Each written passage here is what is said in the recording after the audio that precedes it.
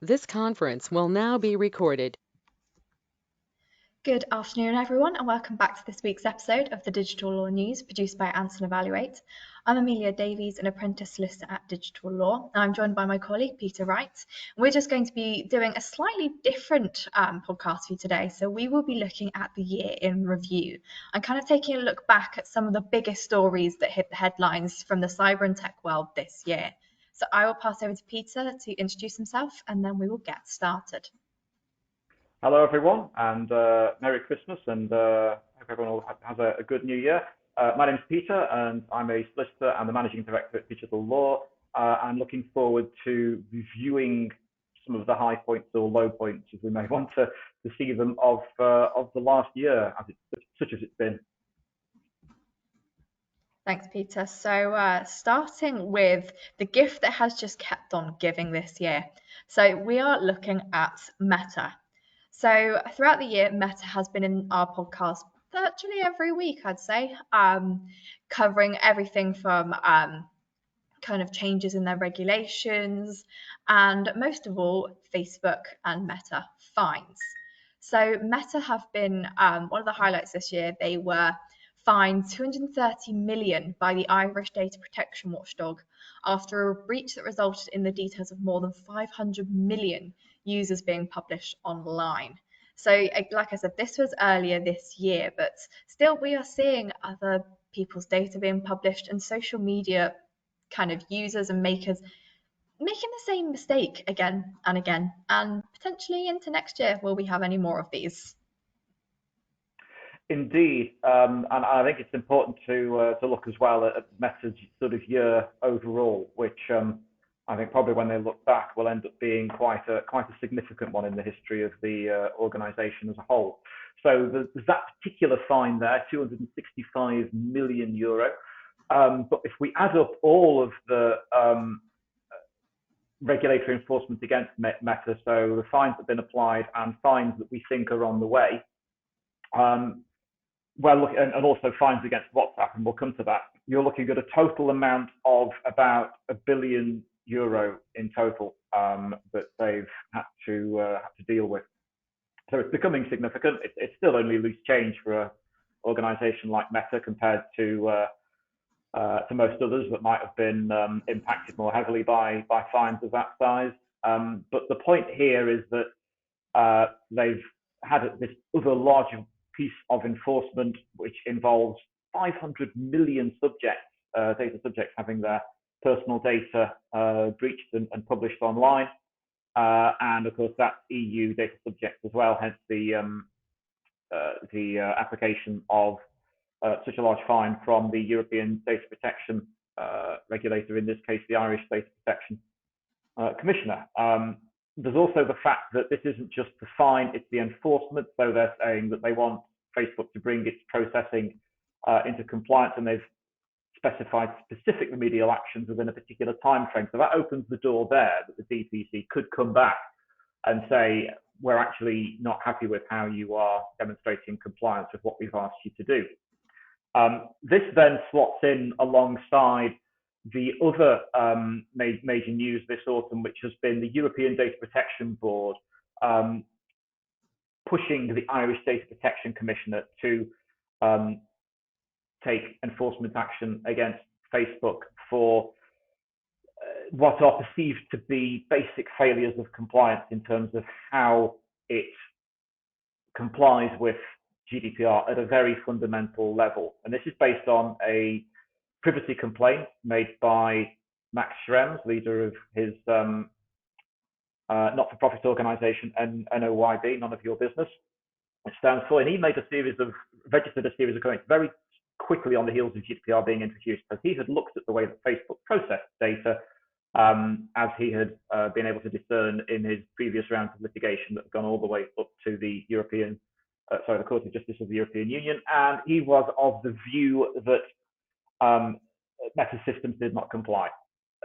Almost 5 years later, the European Data Protection Board has said we're minded to agree, and therefore it is the Irish regulator that has to take steps. And they've almost sort of pushed the Irish regulator to take this step. No fine has as yet been announced formally, at time of this being recorded, but Meta's share price has taken a bit of a hit because this could be a significant piece of enforcement, even if it isn't actually a big monetary penalty notice, even if it's like as happened on that previous fine we've just talked about, if there's like a reprimand and an order, you have to change the way you do things, because at a fundamental level, it's very, very difficult for Facebook to change the way that it operates in terms of how it takes user data, in terms of how it builds its profiles, in terms of how it then targets ads. And that's the main thing here. It's the data collection and profiling that Facebook carries out, and then how it serves ads on and tailors content around the data that it has acquired. In many instances, making judgments in terms of, well, we think that this user, that it'll think, oh, perhaps this user has a certain illness or a certain condition, or they're in a certain type of relationship, or they're at a certain point in life. And in some instances, for example, some people have been quite upset that advertising content has been served on them that suggests that they're pregnant when they're not. So you can quite quickly start to think that could get quite worrying, quite upsetting to people, to suddenly have Meta's platforms think that you are in a certain category when you are not. And that's really what this comes down to. So if an enforcement is issued that says you have to change the way that you're acting here, that could really have an impact on how just the resources that Facebook would have to extend to try and comply. Furthermore, it might also mean that they can't serve the current product in terms of the data they give to the advertisers in return for the advertising money. Because they can say, we can serve your advertising message on a certain strata, users between a certain age group, certain income bracket, in a certain geographical area or country or region. And if you can't segment the data in that way, suddenly what you're giving the advertisers is quite as good a product, and the advertisers might decide, well, we'll go somewhere else then. Which ironically is how Facebook hoovered up the advertising money from other platforms and media in the first place. So there could be a significant impact here ultimately on Facebook's bottom line, and that's why their share price has taken a bit of a kicking in the last few weeks, alongside the fact that also their number of users have started to decline for the first time ever. New users aren't joining Facebook, they're going to other platforms, notably TikTok. So Facebook, for the first time in over a decade, is now in a position where it's potentially losing active users. It's got a lot of older users. Younger users perhaps aren't that keen on connecting and having to connect to say, Facebook, and then having to share comments and updates with their parents and grandparents. That could be the issue, who knows. But all in all, an important year as far as Facebook's concerned, and Meta is concerned, and it's not necessarily in a great way for them. Thanks, Peter. And to add a kind of additional point there as well, one thing that also came up in relation to Meta this year was the death of Molly Russell. So this was 18 in the UK. She very unfortunately took her own life earlier. Not quite sure whether it was this year or a few years ago, and consequently Meta were taken to court as part of the inquest, and they actually had to be there in person, which was actually one of the first times that this had to happen. And consequently, the end of the hearing, they did find that essentially social media had been the main cause of her death. And so that's another point here to be considering for Meta and the kind of precedent that this has set for the future. Indeed, that's a really good point, Amelia. That inquest, Facebook traditionally does not particularly want to engage with legal systems, courts, etc.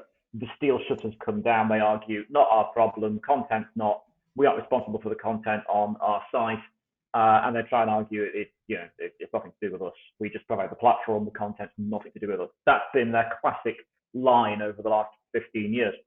However, in that inquest, it emerged that the teenager had seen thousands of posts, and when they get shown examples of what those posts look like, they were really graphic, unpleasant, nasty material. And clearly, because Molly was accessing posts like that and reading them, then the platform would serve more posts and more links of very similar content. So that's why she was sort of bombarded with this stuff. And I think this was on Instagram,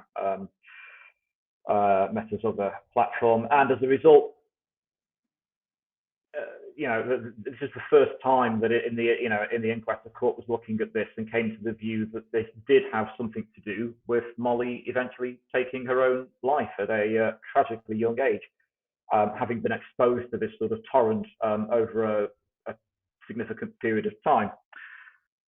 So that has meant that I think these issues in terms of this sort of content are now a lot more prevalent on the radar for governments and regulators around the world. So you've now got the Digital Services Act coming into law in Europe that looks at trying to introduce rules around content, so stuff like we've just talked about, that sort of harmful content, as well as, for example, stuff that gets hosted, so that, how to build your own bomb, how to 3D print a gun, people streaming terror attacks live, all this sort of horrific stuff has been happening increasingly over the last few years using this technology to facilitate and share it. So that's happening at an EU level. We've got a digital markets unit being introduced by the Competition and Markets Authority, looking at the behaviour of large tech corporations in the UK. And overall, we've also got things like the online harms bill that is mooted and has been talked about for very many years in the UK, but they keep saying, oh, it's going to come in, it's going to do this, that, and the other, and then it ends up being pulled. And that's, again, happened quite recently. I think those who originally, some people have been working on it for like 5 years, are getting really quite sick of it at this point. But the point stands is that the UK Parliament, like assemblies all around the world, is looking at these issues and is starting to think we have to legislate. The public pressure to do something about this is something that we cannot ignore any longer. Though, of course, there then become issues around freedom of speech, and as a matter of then hitting that fine line in the middle somewhere to preserve freedom of speech while not allowing content like that, which can potentially lead to vulnerable individuals being placed in that sort of situation that Molly clearly was. Thanks, Peter. We'll come back to the idea of freedom of speech later in the podcast. However, for now, we are sticking with the theme of Meta, moving on to one of their other social media platforms, specifically here, Meta. WhatsApp, sorry. So WhatsApp, again, they have been the gift that's kept on giving this year. And they also have been at the forefront of many fines. And I remember last year, we spoke about the massive fine that WhatsApp were facing as a breach of GDPR. And we had previously said, oh, well, we'll wait and see what happens with this, because very often these big companies will appeal the decisions. And only the other week we have heard back in relation to this appeal. And so essentially the European Court have thrown this out, and the tech giant has lost the attempts at to annul the binding decision on its messaging app. And yeah, safe to say they're probably not going to be happy about that one. Indeed. So one of the things that Meta can do, of course, is it has significant resources, significantly greater resources than the Irish State Protection Commissioner, which is, of course, funded through the taxpayers of the Irish state. And in this instance, even though the Irish DPC issued its fine, Facebook said, no, we don't agree with this. We will appeal this. So they followed the road to try and then see if they could appeal and not have to pay this fine. It's gone all the way to the point where then a judge has basically said that the action is inadmissible. And this indeed has gone all the way through to has finally gone through to the European General Court. Certainly according to TechCrunch here is what they've said, and literally they have turned around and said, that's it, you've run out of road, you've tried to delay this, but that's it, you now have to pay up. So that's a €225 million fine. And it's not for a breach, it's for breaching GDPR's transparency obligations in terms of how WhatsApp is using user data. And this is one of the reasons why we are forever, when myself and colleagues are speaking at conferences or writing books and publishing things, we are forever saying, do not use WhatsApp for business-related purposes. If you are in a highly regulated sector like medicine or financial services or law or accounting, WhatsApp is simply not a open and transparent platform. The texts are being looked at so that they can work out, as Meta always does, it wants to sort of target you for advertising. The text, you have your handset, the recipient has a handset, so obviously you send a text, receive a text, but also a copy is then kept on servers. Those servers are potentially open to scrutiny by the NSA and various other organizations. So we always say, for the avoidance of doubt, don't use WhatsApp for business purposes. Personally, I wouldn't use it for private reasons either, but the thing is that everyone is always on WhatsApp. The minute you're organizing a night out, oh, can we do a WhatsApp group? Okay.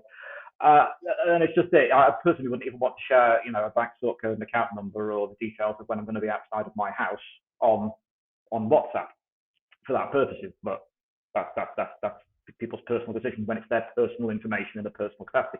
But for a business to use it, simply not a runner. And that's what the regulator is trying to do here, to say you shouldn't be using WhatsApp. It simply isn't transparent enough. And this is why it's led to this. And it could be that if the necessary action then isn't taken to stop this and improve this transparency, it could be that more enforcement could end up following. Precisely, and I think it's worth mentioning as well here the fact that the ICO have been kind of taking action in relation to the government's use of WhatsApp during the pandemic, because here they have mentioned that this is unacceptable use and realistically they shouldn't have done it, and I think that sets a very telling precedent here. Indeed, that's a really good point, Amelia. I mean, we've all seen now screenshots of WhatsApp conversations exchanged by ministers, prime ministers, secretaries of state during the pandemic, where really important decisions were made on WhatsApp conversations. Apparently, the political parties with large cohorts of MPs that always discuss and coordinate themselves using WhatsApp. So it's certainly a problem in the UK. I suspect that you could probably look at government legislatures around the world and find a fairly similar situation. The other thing is here is just because the people who govern us use it doesn't mean that you should necessarily do it. Therefore, just because you see other people using it doesn't mean that we should. The UK National Cybersecurity Centre says do not use WhatsApp for business-related purposes. MI5, the domestic security service in the UK, says do not use WhatsApp. They've even had to circulate guidance across the British Army and British military to say do not use WhatsApp, because it could mean that things like GPS, location, and other information could then potentially end up being accessed. And what should be a secure location could end up being not secure because of the presence of apps and use of apps on individuals' mobile devices.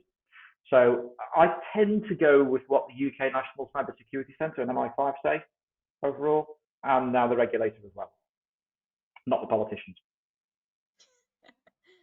Thanks, Peter. So that's kind of the end of the Meta WhatsApp, our weekly mentions there. Moving on to our next kind of story from this year. So providing a bit of background first, as you will likely know, due to the war in Ukraine, we have seen kind of a greater rise in Russian state actors targeting critical infrastructure, and not just of the UK, but actually around the world. And so kind of throughout the year, we have covered hacks of to do with water and the supply of water. There was a US airline hack. And one of the biggest for us in the UK was a cyber attack on the NHS. So this particular attack targeted a service that provides patient check-ins with NHS 111. So in this initial story, it said, this will take 3 to 4 weeks to recover, and we'll be okay. However, this is not quite the case. I mean, Peter, you and I were talking about this not long ago, and we were saying the NHS is still having problems even now, kind of months on from this, due to this attack. Indeed, it's taken many months for the system to try and recover. And just at the time when really, sure, I think the government and the NHS would have been liking to refer people to say use NHS 111 rather than turning up at your GP surgery or your accident and emergency ward, because of the current pressures that are on the NHS. Because first of all, it has to deal with COVID. Now it's got a massive backlog of people who need treatment, and now we're in winter, so you've got the usual flus, viruses, etc. And the system is buckling under the weight as a result. And a tool like 111 to say call 111 first. Can they deal with the issue? Recommend that you go and buy something from the pharmacy, or that you're able to get treatment from somewhere without going to the actual physical health infrastructure for help, should be a good thing, because then you can hopefully try and ease some of the demand, even if it's only by a few percent on these overstretched services. But the reality is that the back end of the system, the system that the people who are operating NHS 111 are relying on, and then taking that information and potentially updating medical records or keeping records of the calls that are made, has itself been compromised.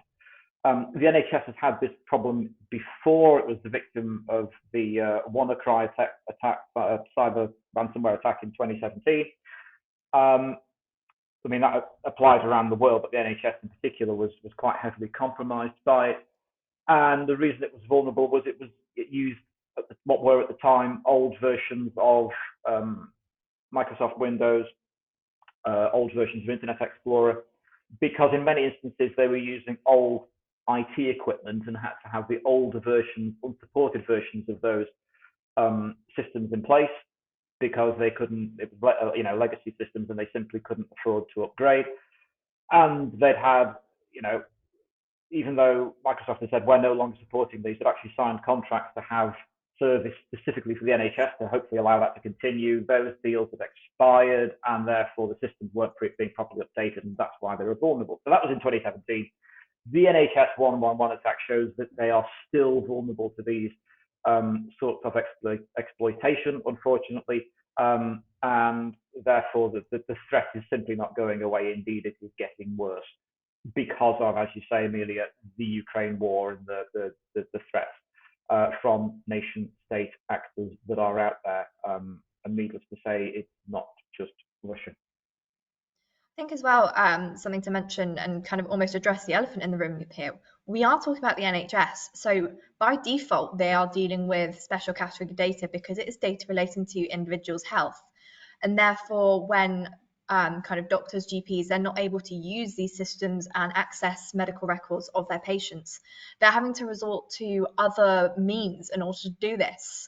And, when you've got a system that has been compromised, and then you turn to use something that's potentially a free app to keep track of your patient records, there is then kind of another risk of patient data breach there, because if you're sending it through a Word document to your colleagues, come on, I think everyone that listens to this podcast will understand, and no doubt be sick of us telling you, do not use free versions of things. They are not safe, they are not secure, do not put personal data on them. Indeed, in this instance, no one wants to have details of their private medical records, private medical treatment, being broadcast and easily accessed online. Let's face it. So, and this is just it. It's then very difficult for them to say, well, if we're in the absence of the system that we should have, what are we going to use while we try and get everything else up and running? And that is the problem, and that's why the system has been so heavily hamstrung, because of this attack, and why it's taking months to get it back up rather than days or weeks. Thanks, Peter. So moving on to our next story here. So this is quite an important one for us as regulated solicitors. So this story is looking at Tuckers, and I do feel bad for Tuckers LLP. They've kind of been used as an example throughout our kind of legal sector now as the kind of, here's the people that did wrong, and here's the example of what they did wrong, and don't be like them is pretty much the bottom line. So to add a bit of context, the ICO decided to issue Tuckers with a penalty notice under Section 155 of the Data Protection Act, and consequently they had a monetary penalty of £98,000, which is a fairly hefty fine for a law firm. So I will pass over to Peter to continue explaining why this is so important. Indeed. Thanks, Amelia. And the reason we're talking about this is it's a very good case study of what regulatory compliance doesn't look like. The phrase we are always using with our clients is demonstrate compliance in what you're doing, in terms of being able to point to minutes of meetings that you've had, contractors that you've brought in, where very often if the regulator can see that you're on top of a problem and trying to do something about it, they will acknowledge that and they will take that into account. Where they get upset is where they think that risks are either being ignored, or in particular don't like it where a risk is highlighted and then nothing's done about it. And that's what happened here. So just to rewind the tape slightly, what happened is that Tuckers tried to get Cyber Essentials accreditation and the government's cybersecurity accreditation, and they failed to get it. So as a result, they found that there were certain weaknesses on the system, and they needed to do something about it. So that was the first sort of red flag. The ICO couldn't find any steps that were being taken to mitigate the risk that failure to get Cyber Essentials had highlighted. Second red flag was then that their system was compromised, and it appears that had happened because updates hadn't been installed from Microsoft on their system. So Microsoft had supplied updates, and these then were not applied for a period of many months. And it seems that then when they found that there had been unauthorized access to their system, they couldn't confirm necessarily what had or had not been accessed. It was just the fact that there had been that third-party access for a prolonged period of time, and the fact that that would have taken place during this period when the system hadn't been patched.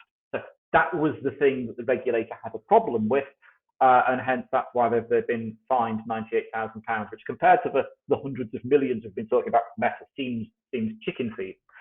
But for a law firm, for a private organisation, £98,000, that's a lot of money for them to have to then soak up, not to mention the more negative aspects of the press coverage, damage to the reputation, etc. So that's why we're talking about Tuckers, because it is now sort of that sort of case study, an object lesson in how you don't demonstrate compliance. I think another point to mention in relation to this as well is going back to the updates. Almost the satirical point here is the fact that their own policies within Tuckers stated that they need to have been updating systems on a regular basis. And I think that just added insult to injury to the regulator when kind of looking at this case, because if they're failing to comply with even their own policies and procedures in place, and even then, not considering doing something fairly simple, we're telling our clients, oh, you need to have this, and this in place to protect yourself. But one of the most simple things you can do to protect yourself from cyber threats is continue to keep your systems updated and patched, which, they come up on your computer. You probably think, oh, crikey, I've got to update my computer again. But comparatively, it's easy. And Tuckers have not taken this pretty easy step. And that's why you can see that they've learned probably the lesson the hard way. Make sure they update their stuff.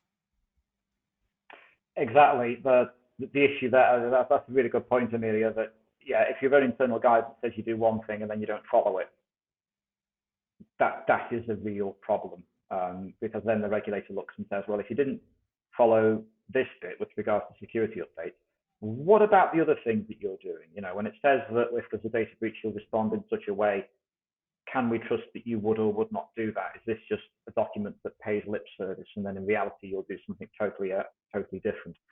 That's where the regulator's concerns come in. So again, that's one of the reasons why the enforcement is at such a high level. We also know from the previous decision of ACS law, which was a couple of information commissioners ago now, that back in 2010, but that was where the commissioner said, because you're a law firm, we expect you to know what the law says, and furthermore, that you'll properly demonstrate compliance with it. So the ICO tends to take a rather dim view when it comes to law firms, professional services firms, not knowing what their regulatory obligations are, particularly when they are in a highly regulated sector and should be cognizant of these issues. Thanks, Peter. So moving on to our final story of the podcast. So this is another one that is the gift that keeps on giving. So we are looking at Twitter. I'd like to be specific and say we're looking at this one news story about Twitter, but quite frankly, I think every other day there's at least one news story. And I say at least because sometimes there's a variety of stories kicking around in relation to Twitter.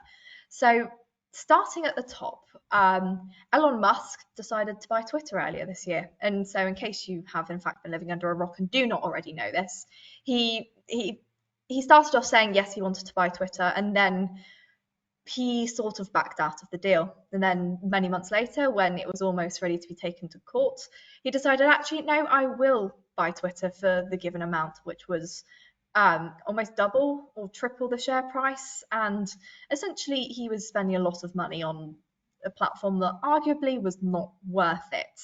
I will pass over to Peter to start with this, and then we'll continue through the timeline of this year's Twitter antics. Thanks, Amelia. I mean, people might be saying, why are you talking about this on a law and technology podcast? And I'll just give you two examples. I mean, first of all, since this takeover was announced, and then certainly since Elon Musk purchased the platform, there's a news story about Twitter every day in either on the news sections of a newspaper or certainly in the business section. There's always something. It's becoming a constant surprise. Each morning you'll think, oh, what are we going to talk about today? I mean, just two law and technology stories for you related to this. One is that when within days of taking the platform over,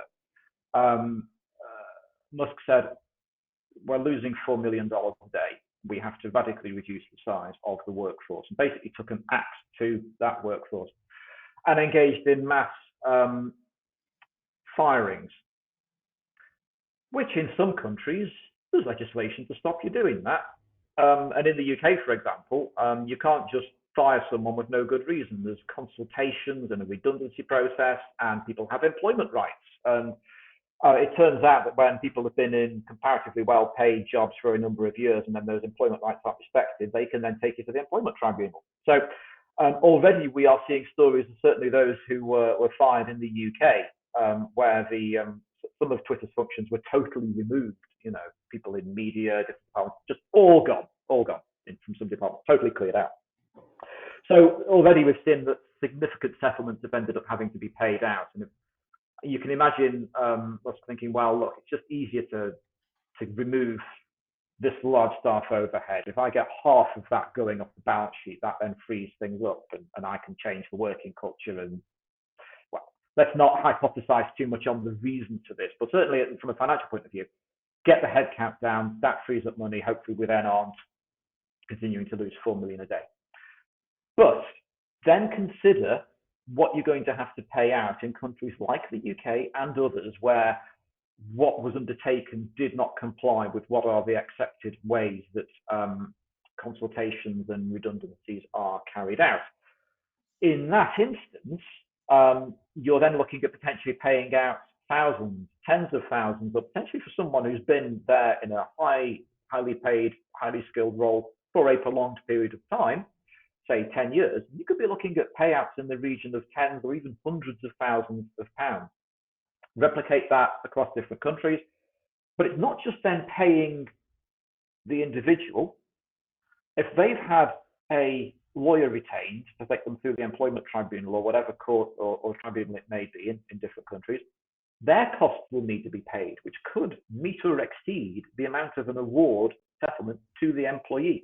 So if we think about that, there's going to be a steady sort of bleed of the financial cost associated with the way that those terminations are carried out, which in the US, yeah, you can get away with it. But even then, you know, certain state legislatures and certainly the federal government doesn't exactly endorse that kind of behavior anymore, even though it does it does take place. But certainly in the EU, where we're used to those greater protections, you know, there be quite significant payouts will have to be made, which arguably might offset some of those savings that were being looked for. And even though it was like, oh, if we get rid of them now, you know, then even if we have to pay out more in the coming months, it's arguable that really, I don't think you'll see the benefit of having reduced those costs for many, many months, maybe even years, due to the size of these awards. Then we could go into the second issue, which I don't know if you saw this one, Amelia, this week. It turns out that someone was running a Twitter account that picked up the location of Elon Musk's jet. So people could see when he was flying and where he'd taken off from and where he's going to. Now, this is publicly available information. Anyone can go on, because you have to have these transponders, and these systems are open source. So you can see this stuff. They've got a Twitter account that says, you know, where's Elon Musk today? And they worked it out. And from that, apparently someone actually turned up and stopped a car that one of Elon Musk's children was in, and, you know, jumped on the bonnet and made threats and different things. So Musk wasn't particularly impressed by this, and has said, right, you know, we are not allowing the facilitation of, you know, information about where I am, or indeed where any celebrity is, because arguably that could then be used, as I have now personal experience of, for someone to sort of intercept me, do those things, and it's putting individuals at risk. So I think issues like this probably were not at the top of Elon Musk's mind when he purchased the platform, but certainly that is, you know, issues like this continue to come up, and they are not easy ones to just be able to fix and eradicate, unfortunately. So I think it's going to. I suspect that this role that he's given himself, you know, chief executive of Twitter and chief twit, as it were, is probably going to be a significantly bigger drain on his time, taking him away from the exciting stuff like going to Mars and building electric cars and tunneling under Los Angeles than he originally thought. Maybe he'll have to rely on the implanted microchips to give him more mental space to deal with it. Who knows? That's before, Amelia, before we even go down the rabbit hole of blue ticks and other changes to the platform. Well, yeah, I was just before we move on from this, going back to your initial point in relation to how these mass firings occurred. I think one of the key things to mention is the fact that he fired a lot of people, and actually, in the end, he turned around a few days later and had to rehire some of the same people he dismissed because he lacks kind of the understanding of what these people did. And so then, even more so, you've got that kind of almost confusion among your staff, like what on earth is going on here? And then you, before even getting into the legal issue of dismissing someone and then rehiring, yeah, I think we'll just end that train of thought there. But it's certainly worth mentioning that occurred. So yeah, interesting. And that's just it. And very often, you know, I bet when you go and hire someone back, they're probably going to want more money than they were on before as well. So how's that working out? But there's a whole range of issues here, and we could spend hours talking about this story, because ultimately, you know, Twitter as a platform, and I'm on Twitter at Digital Law UK, give me a follow, haven't really changed an awful lot over the last 10 years. Within the last few months, there's suddenly changes in functionality. There's new features being added. I've been able to add additional information to my Twitter profile that I couldn't previously add. And ultimately, I think he has plans to turn Twitter into the everything app, as he calls it, similar to some of the apps that are in China, where you can do everything from not just communicating and posting. You're then able to stay in touch with your friends. You can do calls. You can order a cab, you could reserve a table at a restaurant, you could even order your food once you sat down at the table in that restaurant. Whereas we've never had in the West, there's almost a sort of a diversity of different apps that do different things, rather than one big one that does everything. So it's quite an aggressive path in terms of how he'd like to change it. And therefore, he's sort of trying to sort of doing that Silicon Valley thing of run fast and break things to get there. I mean, I've seen some commentary that says, you know, that this is quite interesting. He's sort of, by getting rid of what some people call the excess number of employees that he had, is to say, like it's stripping it back more to being, more entrepreneurial and innovative, and this hardcore work culture that he's introducing. But and that will then, in theory, sort of foster innovation rather than, and it even down to the things like, he wants people in the office rather than working from home. Now, that's all well and good, but some countries are now talking about statutory protection, so that if an employee wants to work from home, they have the right to ask and then be given permission to do so. That's already being talked about and being introduced in some jurisdictions. There's also the fact that, for example, he did, again, a very California thing. It had beds put into some of the offices so that you could say, look, if you're hardcore and working that hard, you can just crash here for a few hours and then you can carry on. And that's, hardcore, get everything done. Which suddenly comes across as being very retro, sort of 80s and 90s. And sure enough, some of the cities that have Twitter offices in them have turned around and said, well, actually, zonal and planning issues mean you can't have a bed and people living in the office, i.e. staying overnight, because it's an office. It's not a hotel. It's not an Airbnb. It's not an apartment. So this has already led to, I think that was particularly in New York where that was an issue. And I think Musk then pushed back and said, okay, so I think actually, no, it's in California. He said, so the city administration is more interested in having a go at me rather than dealing with some of the issues on the streets in terms of drug addiction, etc.